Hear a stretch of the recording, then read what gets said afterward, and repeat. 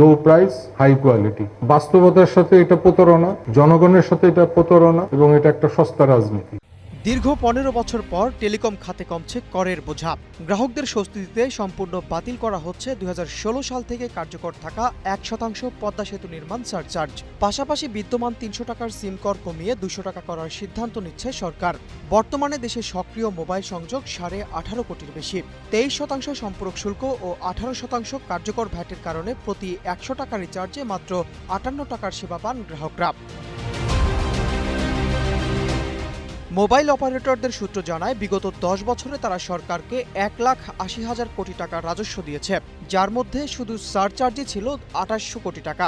চলতি বছরেই বেসরকারি ৩ অপারেটরকে ৭.৫% ভ্যাট সহ ১৬,৮৫১ কোটি টাকার তরঙ্গ নবায়ন করতে হবে।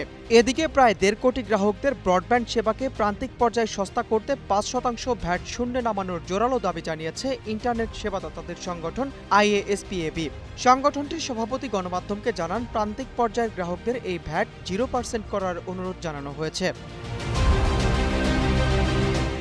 এছাড়া রাউটার ও নেটওয়ার্কিং পণ্য আমদানিতেও কর হার শূন্যে নামানোর জোর দাবি জানিয়েছেন সেবাদাতারা। তারা বলছেন, আমদানিতে শুল্ক কমালেও গ্রামে সুলভ মূল্যে ইন্টারনেট পৌঁছানো সম্ভব। ৪ কোটি মোবাইল অপারেটর ও ২৫০০-এর বেশি ইন্টারনেট প্রতিষ্ঠানের সেবা মূল্য কমিয়ে ডিজিটাল অর্থনীতি সচল করতে নীতিগত আশ্বাস দিয়েছে সরকার।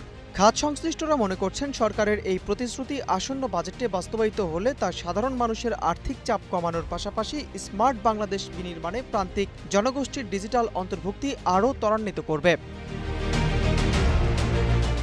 নূর ইসলাম, নিউজ ডেস্ক, গ্লোবাল টেলিভিশন।